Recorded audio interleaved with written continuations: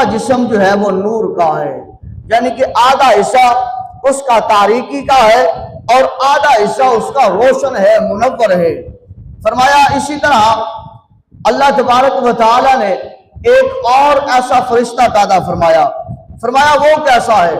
فرمایا اس کا آدھا جسم برف کا ہے اور آدھا جسم آگ کا ہے، جو کریم خدا نے بنایا ہے۔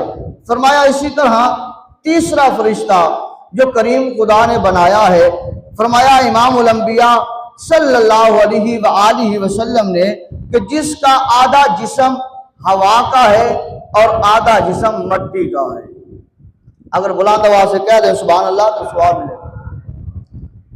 یہ تین فرشتے، پہلا سنیے، فرمایا آدھا تاریکی اور آدھا نور ایک فرشتہ بنایا، اور ایک فرشتہ آدھا پانی اور آدھا آگ، دوسرا فرشتہ یعنی کہ آگ اور برف، تیسرا فرشتہ ہوا اور پانی۔ یہ تین فرشتے جو اللہ نے پیدا فرمائے، ان کا بنانے کا مقصد کیا ہے؟ فرمایا وہ تین فرشتے اللہ کی پاک بارگاہ میں امت مصطفیٰ کے لیے روکتے رہتے ہیں۔ بلند آواز سے کہہ دیں سبحان اللہ۔ آپ اور میں امت مصطفیٰ ہیں، جیسے حضور کا نام ہے امت مصطفیٰ ہے تو خوش ہو کر دل سے سبحان اللہ نکلنی چاہیے کہ ہمیں احساس ہے ہم اس نبی کے امتی ہیں جس نبی کا امتی بننے کے لیے موسیٰ علیہ السلام جیسے جلیل القدر پیغمبر نے عرض کی ہے باری تعالیٰ کاش کہ مجھے اپنے محبوب محمد کا امتی بنا دیتا۔ فرمایا یہ تین فرشتے اللہ تبارک و تعالیٰ کی پاک بارگاہ میں روتے ہیں، گڑ گڑاتے ہیں، آنکھوں سے آنسو بہاتے ہیں، اور کریم خدا ان سے فرماتا ہے کہ تم اتنا روتے کیوں ہو؟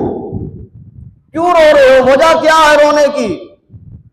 تو فرمایا یہ فرشتے اللہ کی پاک بارگاہ میں عرض کرتے ہیں کہ اے باری تعالیٰ ہم روتے اس لیے ہیں کہ امت محمدیہ گناہ گار ہے۔ یہ امت محمدیہ گناہ گار ہے، گناہ کریں گے، گناہوں میں مبتلا ہو جائیں گے۔